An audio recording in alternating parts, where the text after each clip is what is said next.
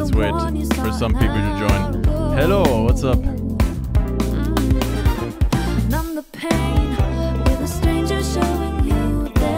So what I want to do today is dive into the Logic project of our latest single, Alright Again. Thank you so much. 11 out of 10. That is a big compliment. Yeah, I think maybe let's wait like for a few more seconds if some more people join, and then we'll start. Can you like hear me and the music? I think so, right? So I think we should start with some ancient artifacts. I always have like some hidden tracks in my project to save like the first versions, like the oldest versions of the song. So this is like the song came about, I think, I don't know, Clara and me were probably just jamming around and I came up with this chord progression, and it originally felt more like a house kind of groove. So I think this should be like the first voice memo.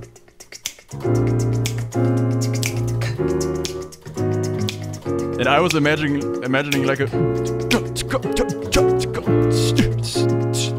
something like that or something. So this is just melody idea, which turned kind of into the verse. So this is basically just the basic chord progression, the kind of the rhythm of the chords with some melody ideas. And then, I mean, at some point so this was apparently in February last year, and then, no, this can't be right. In January we turned it into a full song. No, that doesn't make any sense. But yeah, at some point we like continued on that idea, and it turned into this.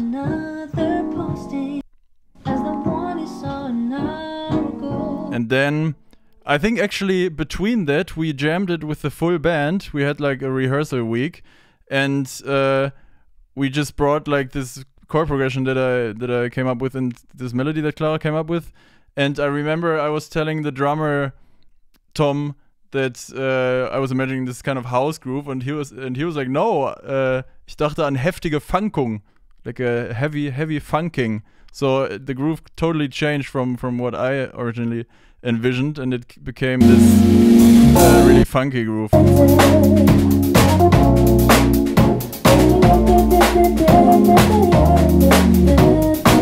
So this is when there were no lyrics yet. So this is just we came up with this B part, kind of pre-chorus thing. And I mean the transition into the chorus was very different at first. Wait, what was it here? It just directly went into the chorus. This is now how it transitions into the chorus in the second chorus. But yeah, we did that.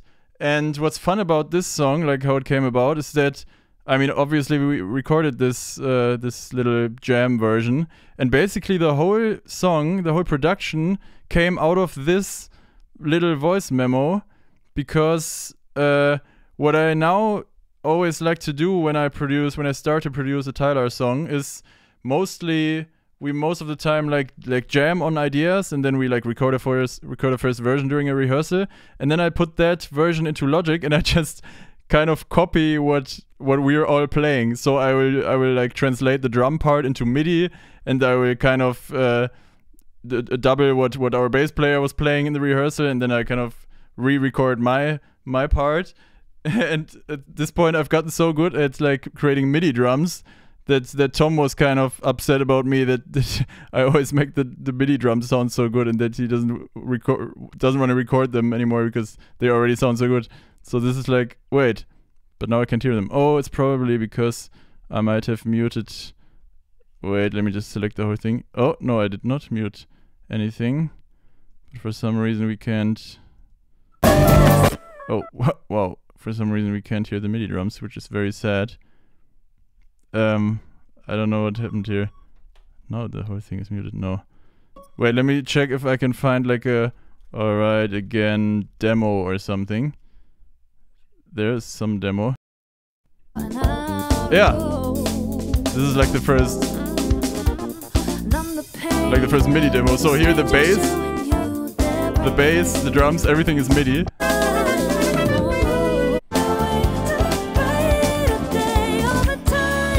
Basically what I did was I kind of transcribed what Tom was playing in the rehearsal and also what Philip was playing and put it into MIDI.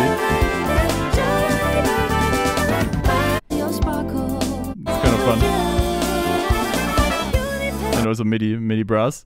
So yeah, that's what happens. So that just makes it a lot more organic, the whole process, because I'm kind of, I mean, the song in the end feels way more live. I mean, we don't record it fully live.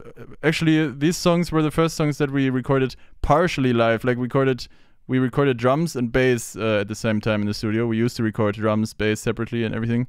But yeah, that's how this started.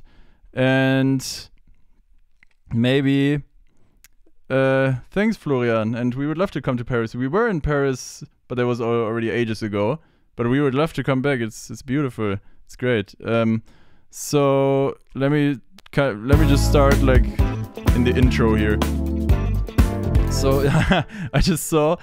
By the way, this is like a Tyler secret, but in almost every, or like in most, or let's say in half of the Tyler songs, at some point there is some sort of Michael Jackson Easter egg hidden. In this song, we got this percussive voice thing from Working Day and Night. But this is like a life hack. If you want to make a song, funkier, you just add Michael Jackson breathing. This is how it sounds with the drums. Just barely audible in the background, but it just makes it way more groovy.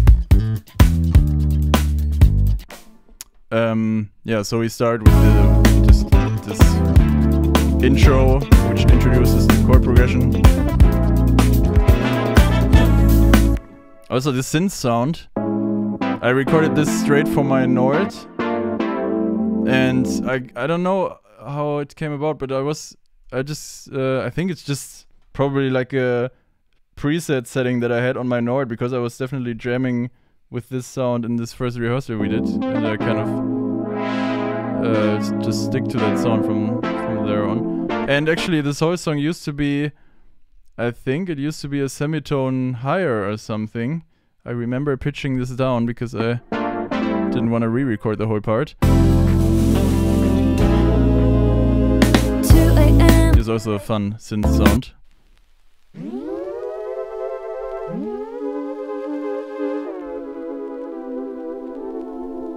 Kind of fun with the vinyl cracker. This is just the Logic sound that I kind of tweaked around, and it does this panning thing. It first comes from the left side, then from the right side. This is how the drums sound. I remember when producing this, when mixing this, I had kind of a crisis because I kind of finished the mix already, but then I randomly listened to an old song of ours. I think it was Over the Moon, and the drums just sounded so much better there, and I was kind of, why can't I mix drums anymore? And then I kind of redid the whole thing, and I imported actually the settings from Over the Moon into this. But yeah, mixing drums is for me the most fun part, because just how the drums sound, it just changes the whole song completely. And you can see I doubled the kick with like a MIDI trap kick. Oh no, it's just a very tiny little subtle thing to give it a bit more attack.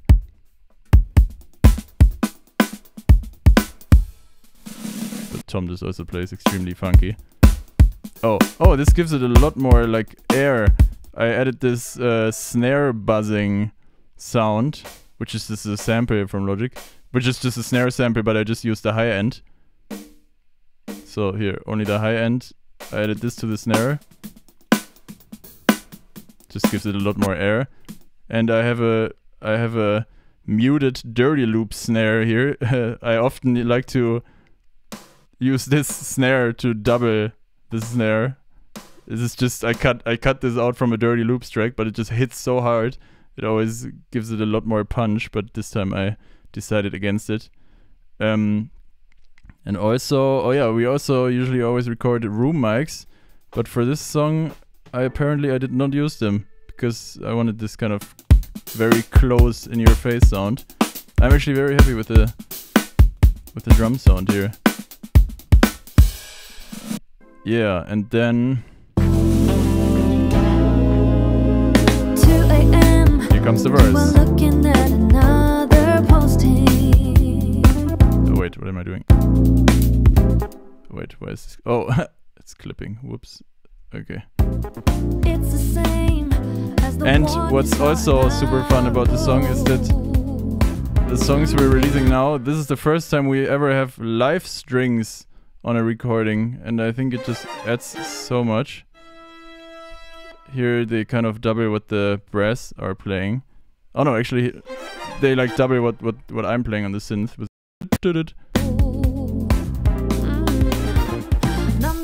What's Sexy Snap? I can show you. Wait, where did you see this? True, there's a Sexy Snap somewhere here. Here! Oh yeah, this is it's like this combined snap sound that I at some point, I think I used to, like ages ago, I made this like this kind of meme video where I played like a synth solo. Do you remember this Instagram heart filter, this zoom effect filter thing, which had this song, like this super cheesy and I made like a video where I recreated that song and played like a synth solo on it, and for that I used this I wanted this like very erotic snap sound that tickles your ears. So this comes in the bridge. The bridge is this part. It's like this halftime part. So the Sexy Snap, wait, can you actually see it? I don't know. It consists out of a few sounds. It's this click sound. I don't actually know where I got this sound, but it's great. And then there's two different snap sounds. This one and this one. And there's also a tiny little blip sound, but I actually didn't use it for this time. But yeah, together it sounds like this. And then with the drums. Yeah.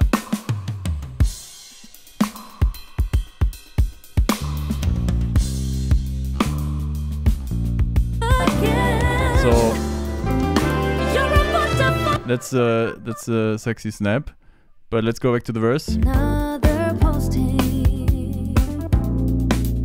So yeah, not so much happening here. There's a very subtle piano melody here. You can barely hear it. The one you saw an hour ago. Oh, for some reason I wrote down listen to this on plus 150. I need to adjust the sounds. Well, because what I sometimes like to do, what I always do, on my master channel, I have a pitch shifter plugin, and what I always what I kind of got used to doing is when I'm like not sure if a chord progression makes sense, or like if it's like super out there, and you know this sometimes when you like write chords and you show it to like I want to simulate what it feels like to hear this chord progression for the first time, because I'm of course biased because I wrote it, but then I just pitch shifted up like 1.5 semitones or something, and it just sounds, it kind of sounds like I'm hearing the chord progression for the first time. So what I kind of keep doing when like producing stuff is that I randomly switch to plus 150 cents or something, or like I don't know 5.5 semitones, just to check if the chord progression sounds nice to someone who hasn't heard the chords before. It's actually a great trick. It saved me a lot of very strange melodies and stuff. Like sometimes when I do this, I notice that chord progression or like some inner voices just don't work. But yeah. Hello. What was the change from Queenie to Tyler, and how do you think your sound evolved because of it? Thanks so much and love. That's a very good question.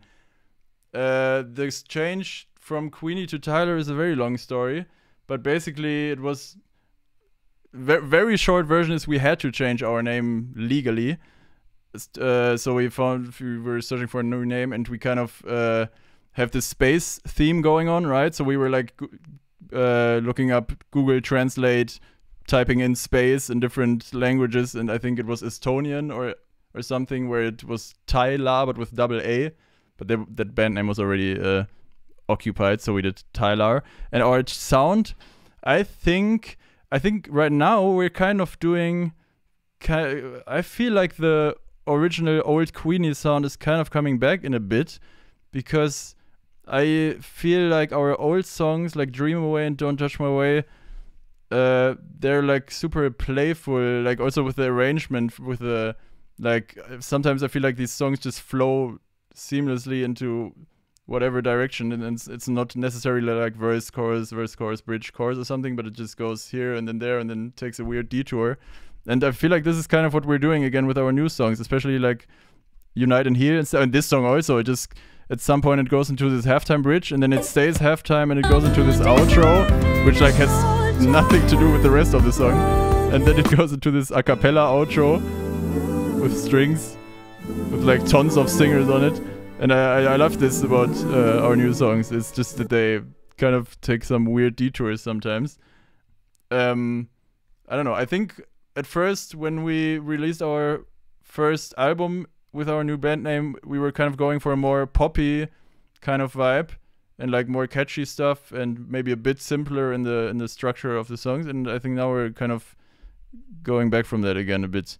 I think that's how I would describe the evolution of our sound. Come to Mexico. We would love to come to Mexico. Book us. Hook us up with bookers. So, yeah, pre-chorus.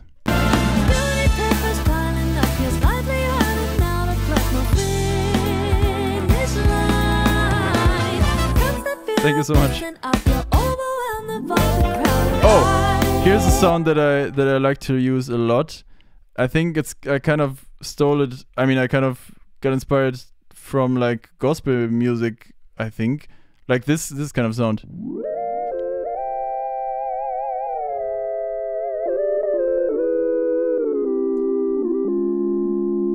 It sounds kind of like some ghosts singing or something, but it's just like a sine wave.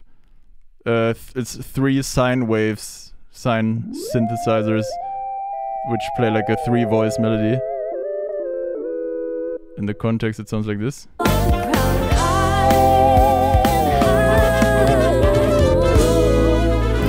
And here's also another fun thing. The brass are doing this very funky. And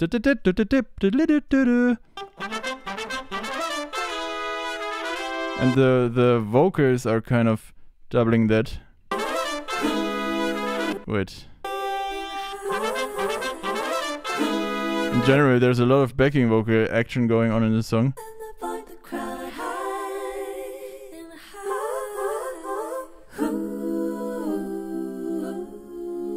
And there's also some very strange chords here, because we were trying to figure out.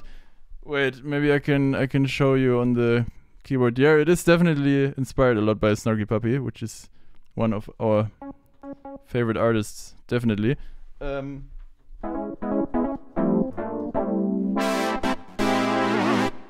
So this whole first part is kind of in A major. Actually, it changes keys kind of the whole time, but I mean this chorus part is definitely in F. Wait, I don't even know, but this chorus part is just feels like it is in a completely different tonal center. It's like, and we were trying to find kind of a way how to transition from this one part to the other one. So the verse goes like, wait, this sound is annoying me right now. I just want this. Oh, okay. Wait. What's happening now? So then the pre-chorus is some different chords. And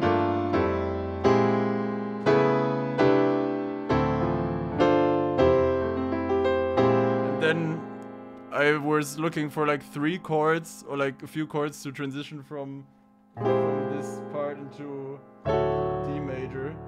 and I just added, what was it? It was from here to... So, kind of very strange chords. These 3 chords. Here.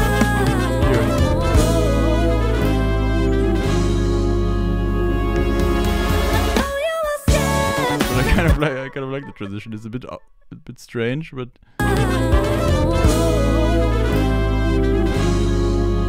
and also what's interesting is that the tempo drops a bit here, just to make it a bit slower. Like it goes down by 5 BPM, just for like 1.5 bars, kind of.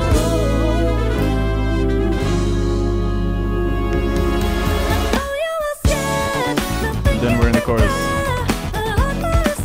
This was like definitely like Nowhere inspired.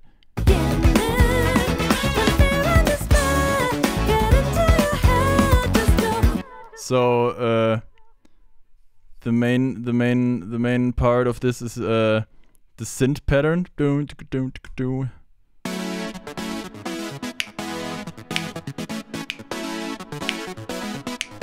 And then there's this extremely funky bass line that Philip played here.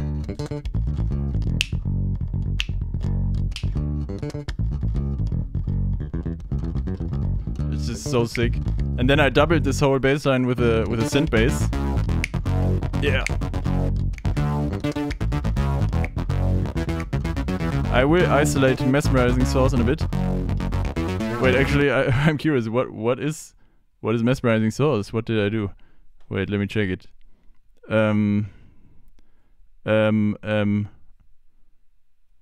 Wait, this Logic project, I always just get lost in my Logic projects.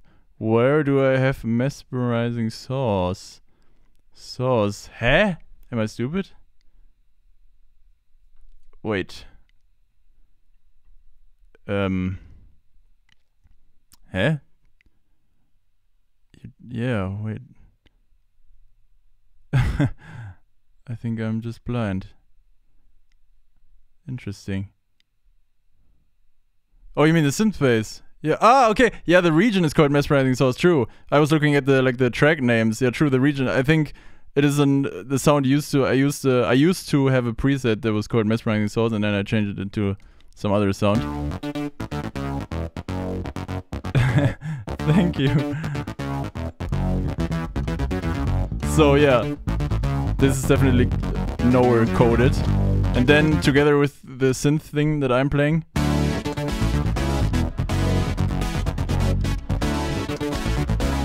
Pretty funky. And then we add this next layer, which is the guitar, which is also kind of doubling like what I'm playing rhythmically here.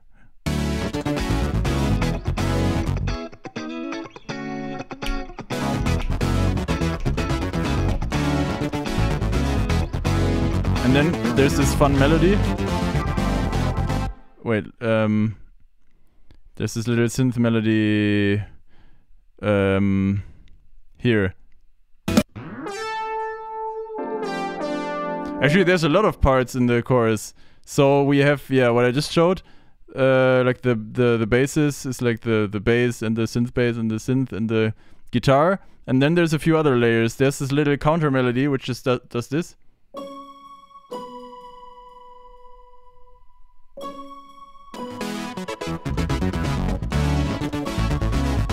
And then this.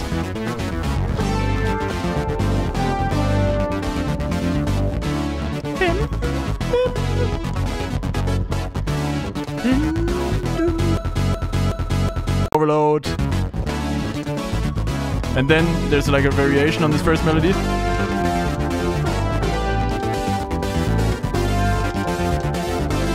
Ba-ba-da. And I used to have even more layers here, but at some point, like the last thing that I do with projects before finishing it up is like I go through all the tracks and see if I can get rid of anything, because I tend to just overload the whole project. But I don't know why this is grayed out now. This is very strange. It doesn't want me to show you this, but there used to be another layer on top of this. And I kind of like this sound. It's just like pentatonic. Wait, actually I I mean, because it sounds like it's only black keys, but it isn't, because it wouldn't fit the chords. But I think I probably just recorded me sliding down the black keys and then transposed it into the correct key and then added some delay on it to make it sound very dreamy.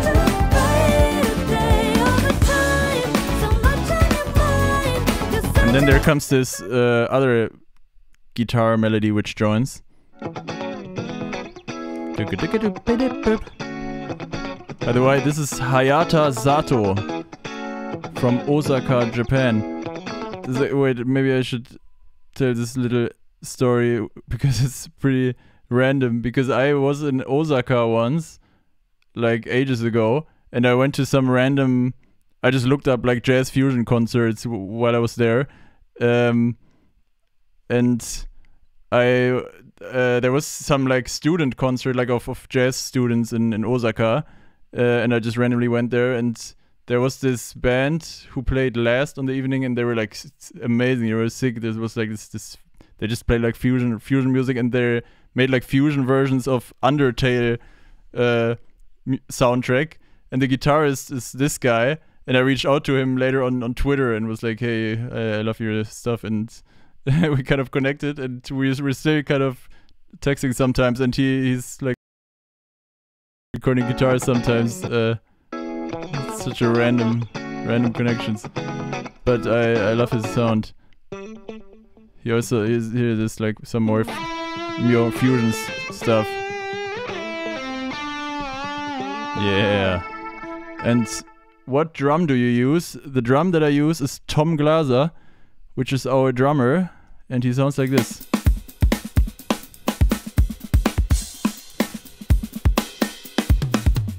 Yeah! And then the bass that I use is Philipp Schäfer.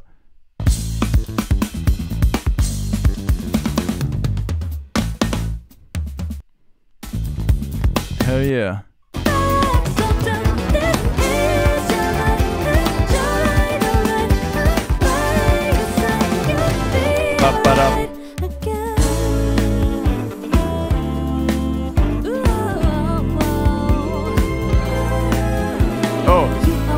What's funny about this? Is this string melody. A lot of stuff in the arrangement here are kind of like they came out of an improvised jam. For example, the string melody originated in this jam, like when Clara and me were just jamming on the song. Ah, this is not it. Wait. Okay. Here probably. It's like the interlude. Here. She just randomly sang woo woo woo woo, and I turned it into this strings melody. I think it sounds great. And it's also doubled with this little Glockenspiel kind of thing.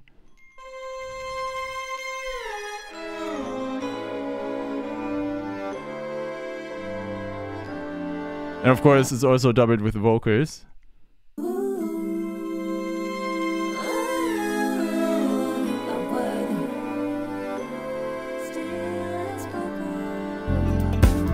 So that's kind of cool. Brass. Do you use Mac M1? Yes, I have the M1 Mac, the first MacBook Pro that had the M1 chip. I'm kind of debating whether I should upgrade, because at some points it just completely stops working if I have a lot of tracks in a project. But here it only overloaded once until now.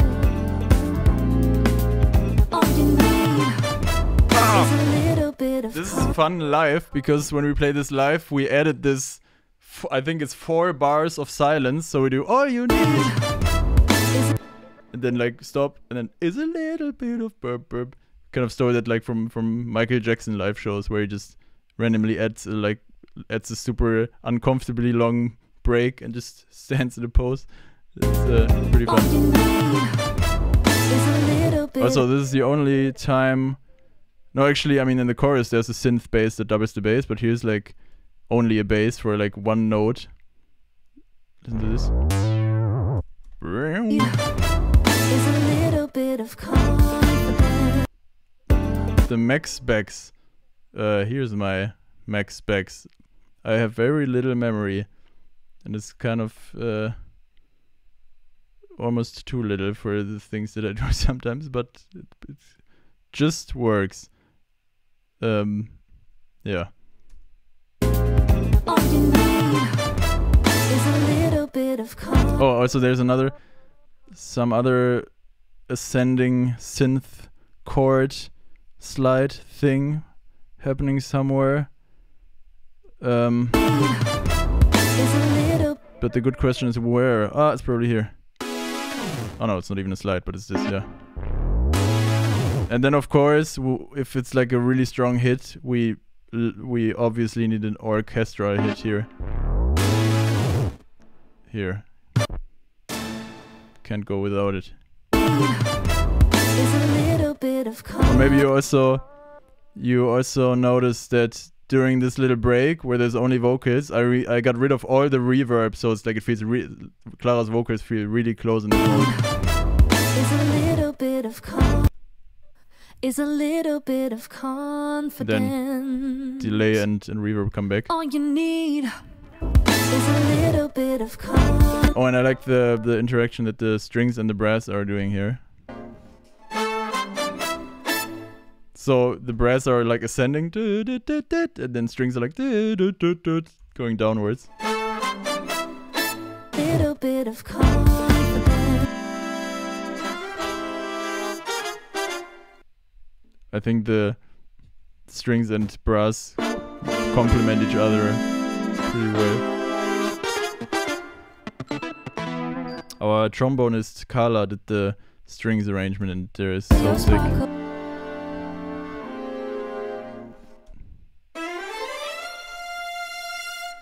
Strings are just great. Worthy. And as you can see, we double. It's four. It's like violin, viola, and cello, and we double tracked them all. So we recorded the string section twice for the whole song, to just make it a bit bigger. And we also did the same thing with the brass section. So we recorded everything twice and layered it on top of each other.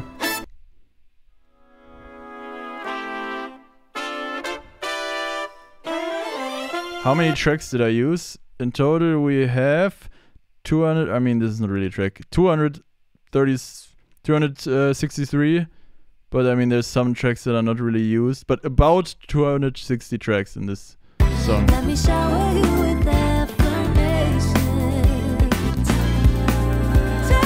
No, the strings are real people. Everything in this track that can be a real instrument is a real instrument. For example, yeah, the strings is a real live string section that we recorded in the studio. And the brass is real, yeah, everything except for, of course, like, yeah, no, everything is real, which is pretty cool that we can do that, because it just, real people are always sound better than MIDI, obviously. I mean, most of the time. Over here. There is also some MIDI strings in here, but it's only for like one note that is like being held like in octaves. This, and then the real strings are also playing that note, but I just wanted to make it a bit bigger. Without the MIDI strings, it's like this. When we play in Maastricht? Good question. We would love to play in the Netherlands more. Hopefully soon. So Nobody steal your sparkle. All you need is a little bit of confidence. what else is there? Come on over here. Here's a little fun little melody.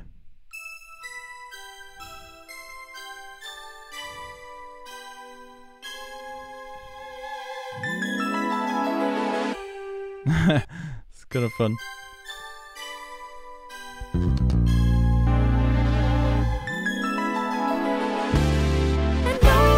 There is a lot of synth stuff going on, a few bells, and then there's this pad sound that I recorded for my Nord. with the pitch wheel. And there's this triplet thing, and Tom on the drums also joins with the triplets.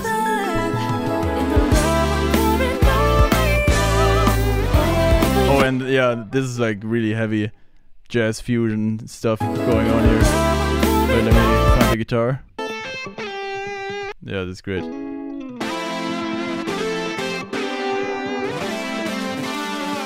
Yeah, I love when they do this with the, what's it called, the tremolo stick. Okay, we got some question here. Kann man den Track schon kaufen? This track is already out since a few weeks. It's called All Right Again. It's not called Tyler Noah Song. But yeah, All Right Again. It's on Spotify, Apple Music, Amazon, Bandcamp. Not Bandcamp, but our album is on Bandcamp. But yeah, it's out all streaming services and stuff. What else? Concert in Mozambique. We would love to. I mean, playing internationally is just very difficult if you don't have like a booking agency and stuff. And of course, it's pretty expensive to travel with so many people. But we would love to. It would be great to play more shows everywhere. And this is like a really kind of 2010 R&B pop style backing vocals. Wow, wow. Oh, and there's this sneaky little, very strange. No, not this one, but there's like a kind of. Let me find it. A kind of strange sounding backing vocal thing. Wait, I'm getting lost in my own project again. Here. This one. We recorded this like a few semitones higher than the original track and then pitch shifted it down again, like with very speed. It's a kind of fun feature of Logic where you can speed the whole track up, record something, and then slow it down to original tempo again, and then of course the pitch shifts and it sounds like this. Kind of alien-like. Oh, and then there's a cool guitar synth melody in 2 voices. So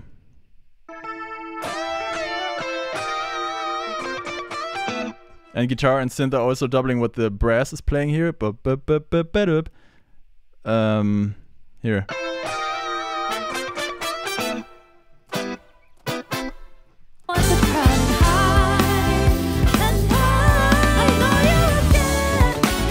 Yeah, we can make it happen. Yeah, that would be great.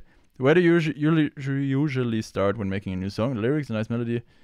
I think it's very different for each song. But I mean, for this song, I came up with this chord progression, and then Clara and me were jamming on it, and she came up with this melody line. Sometimes Clara comes up with a melody and sends it to me, and then I try to find chords for it. It's usually either chords or melody, or sometimes also our drummer sends us like a drum groove that he came up with, and Clara writes a melody on top of it. I come up with some chords. It's usually that, I would say.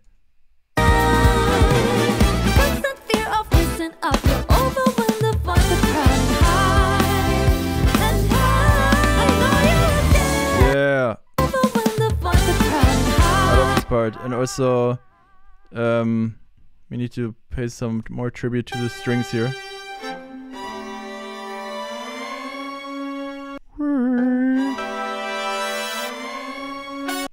And this is also, the brass is like really adding a lot of energy into this chorus. No!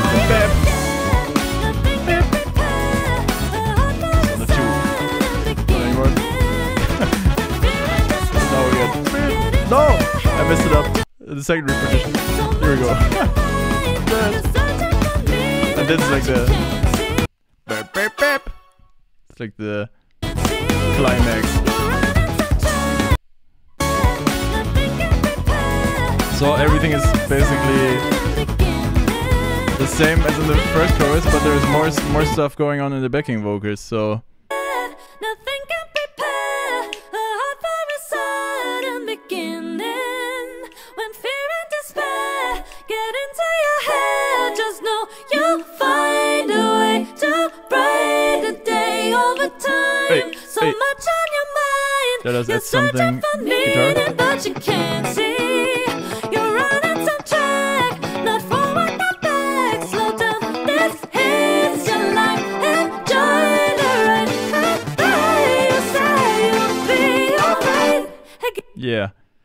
So you notice that some melodies are like doubled an octave higher, and basically, generally, we always like to just double the melody with more voices. So this is like the just the lead vocals doubled with a more soft sound, and then I believe at some point, I mean, there's like more voices, and then yeah, the same melody but an octave lower, and that's recorded 4 times, and like panned left and right just to make it like bigger. And then there should be the melody an octave higher.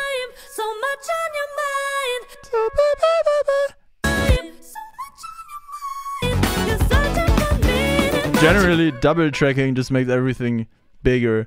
Like if you record a thing twice and then pan it left and right, it just always works. And sometimes we also like quadruple track something. It's like record something 4 times or 6 times.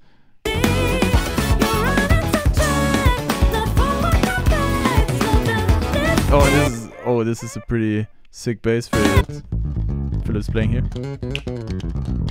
Yeah, and it sounds kind of cool with the synth bass doubled.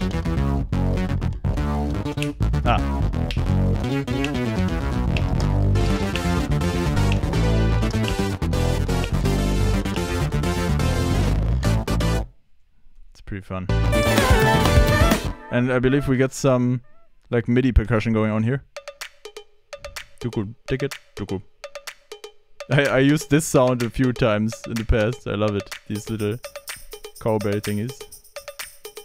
So on this track there is actually no real percussion. So I lied when I said all instruments are real. In other songs of ours we also have a live percussionist on it. But this song didn't need so much percussion action actually. Thank you so much. Yeah. Thank you so much. That's really, really nice. Glad you like our stuff. Just some claps. Oh yeah, and the brass arrangement, by the way, it's written by our trumpetist and me. Like we collaborated on it, and he came up with this melody. I love it. It's so great.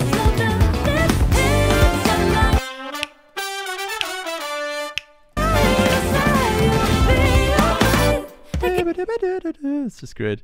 And then the song takes like a complete 180 turn, and it goes into this bridge, and like suddenly it's halftime. So it used to be like super funky and up tempo, and now it's like a bit more chill and a bit more dramatic. Hey Hayata, the guitarist just joined. I love this part. And by the way, no one knows this, but there's a melody, a brass melody that used to be in here that I muted because there was just so much going on. But originally this is how it sounded with the brass. Here we go.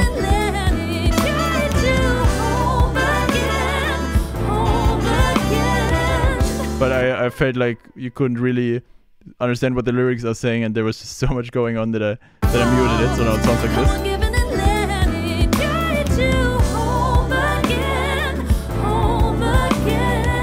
And here we were kind of trying to pretend we're a gospel choir, or Clara is a gospel choir. Home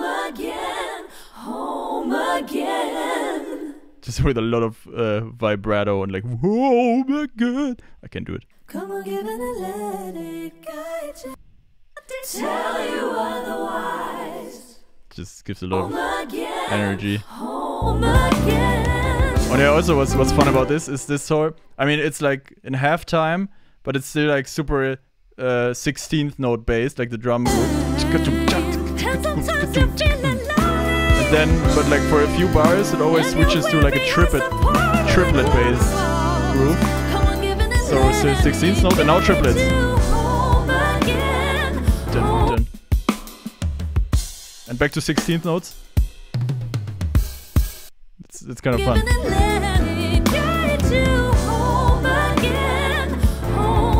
And I'm also very happy with just the chords here. Let me show you what the piano is playing. 1, 2, 3, 4. So this, as you can hear, there's a few sounds layered.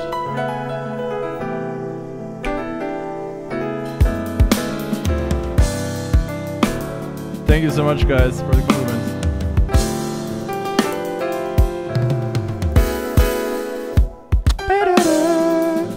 So the piano is, I find some people find this sound very cheesy. I've heard people who were like, your piano sound, I don't know. But I kind of like, it's like a guilty pleasure. It's like this really 80s kind of sound. It's actually not that cheesy in this song. We have songs where it's more cheesy. So it's just a piano, keyscape piano, then this pad, then this belly sound.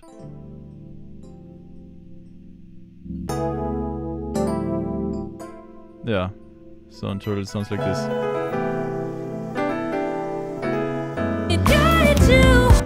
And then the second instrument which plays the chords is the guitar by Hayata. And it's just so sick. I love this sound. Let's hear the guitar with the piano.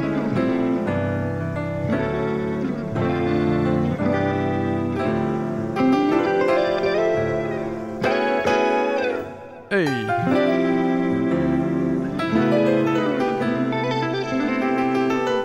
And also, what I almost forgot to say, what's also interesting, I don't know if any one of you noticed, but take a look at this on the top of the screen here.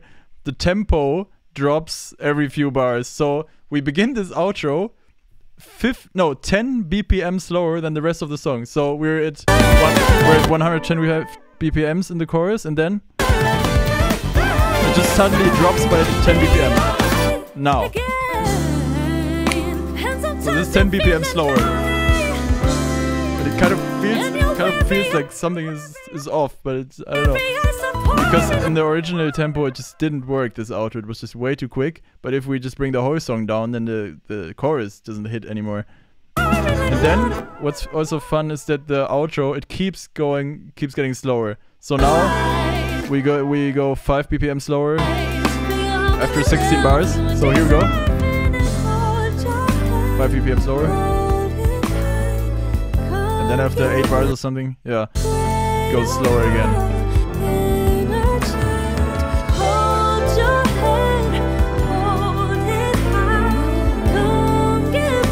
And Tom plays this very cliche 12/8 kind of groove.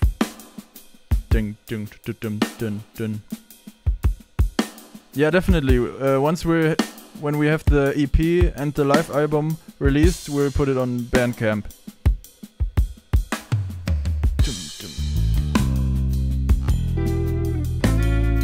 Okay, let's listen to this. How it would sound without vocals.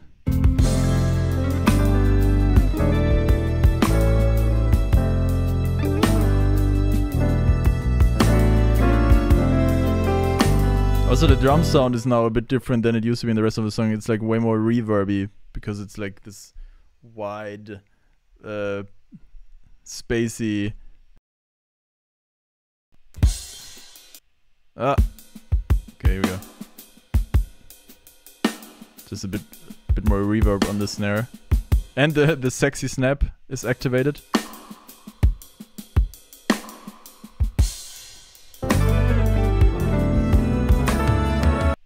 Oh, and the strings, of course. The strings add a lot to this. So there's this one note which is just being held, and then there's a bit more stuff going on.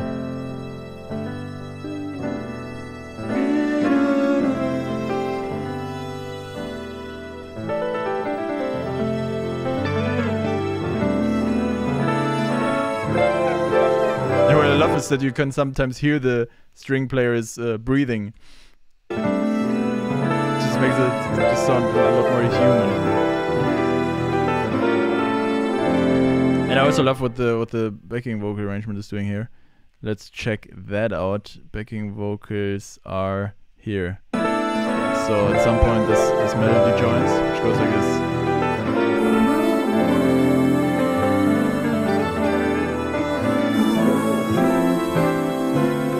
And this is crazy what's happening here. Wait, let me show you.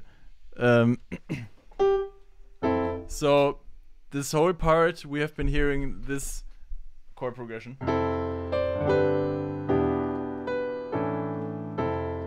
Which is like very, very diatonic. Which is F major 7, G major, E minor 7, A major.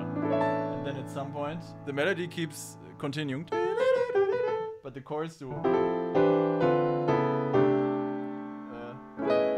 I don't even know what the chords do there. There's some crazy stuff.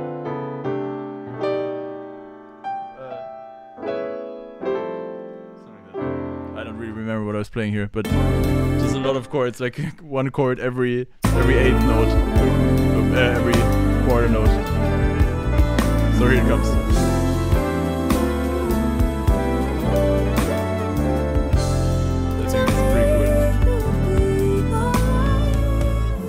Yeah. Impressive vocal stacking, thank you. Which piano, E-piano sounds do you use live on the Nord or do you use MIDI? That's a great question. Yeah, I use basically, piano sounds from the Nord. So for this section, wait, let me activate low latency mode. Like for the bridge.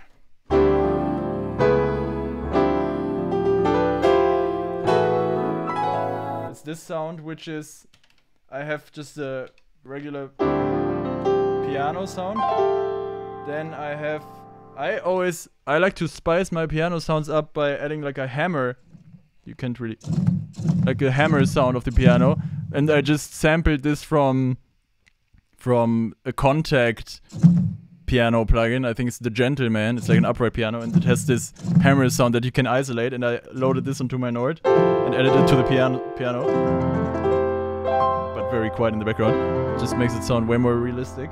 And then I have another layer, which is this, like this 80s FM piano kind of thing. And then a pad. It's called Feminine O pad. It's Nord sounds. Then it's four sounds in total, so it sounds like this. Wait, and I'm clipping because I'm doing stupid things, but yeah, that's how it sounds.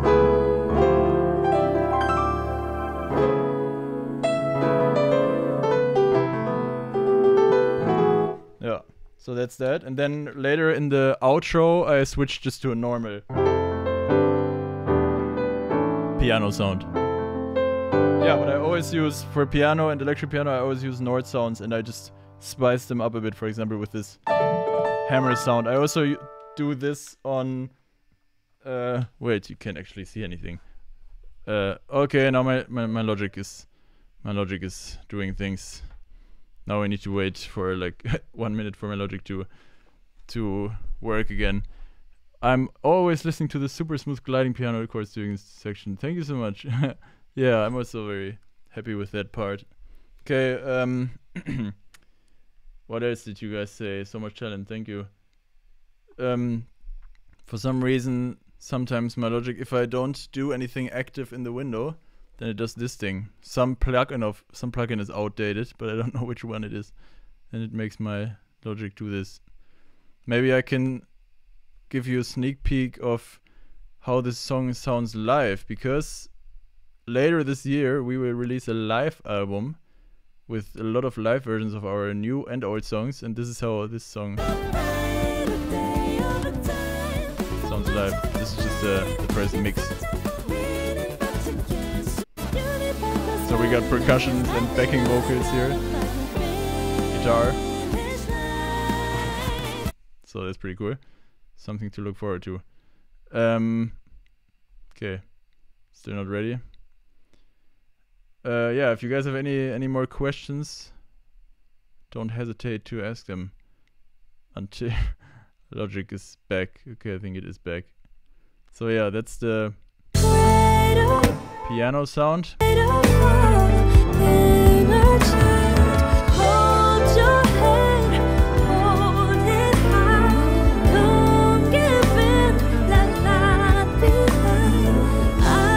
Then at some point it transitions into this a cappella outro.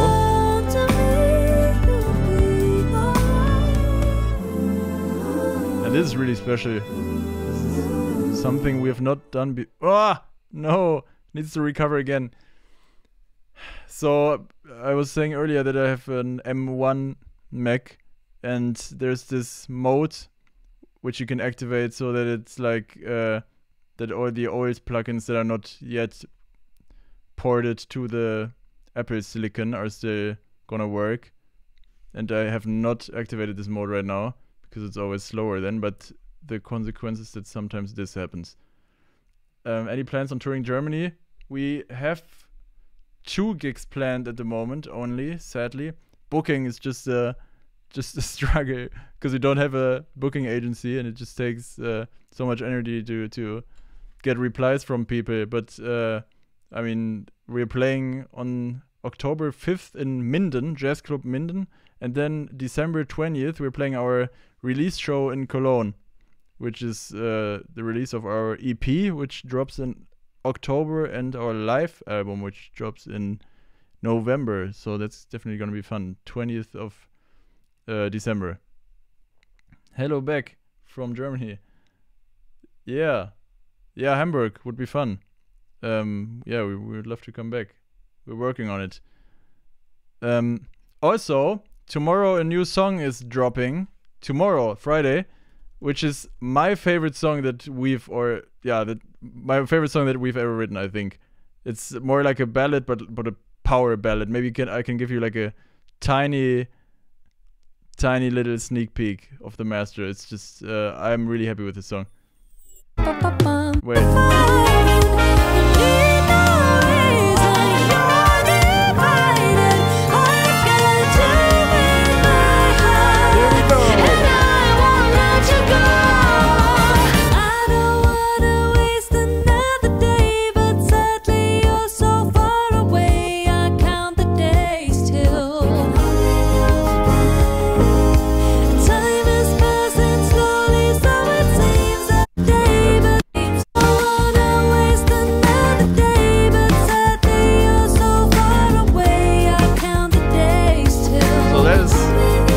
That is dropping tomorrow. Leading role. There's also a lot of fun stuff happening in that song. Can't wait for you to hear it. So that's that. Yeah, the problem is if I don't do anything active in my Logic window, then this just keeps happening. I just need to wait for this to finish loading, and then okay.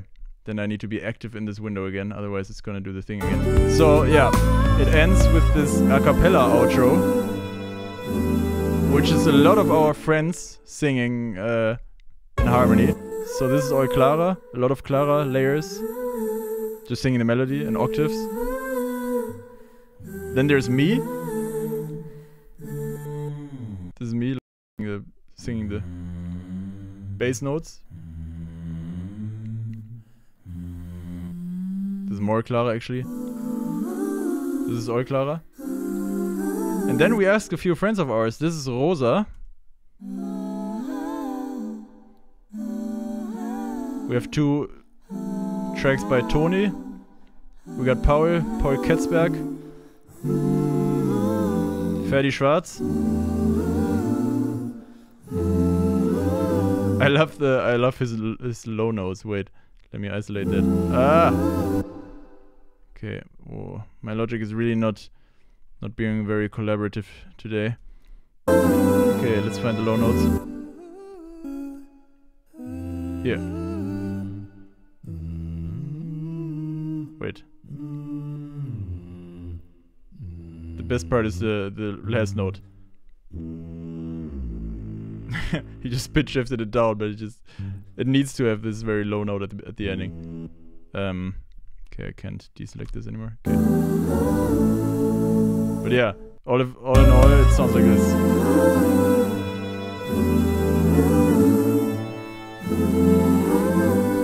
Supported by strings that slowly fade out.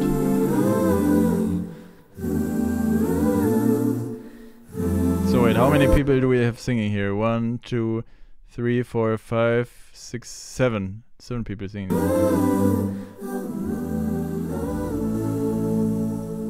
So yeah, I love how this song how this song ends, because it's just like it's so energetic and up tempo here, and then it goes into this bridge, this halftime thing, and then it gets even slower with this outro, and then it just ends with this a cappella thing. And someone asked, how collaborative is our writing process?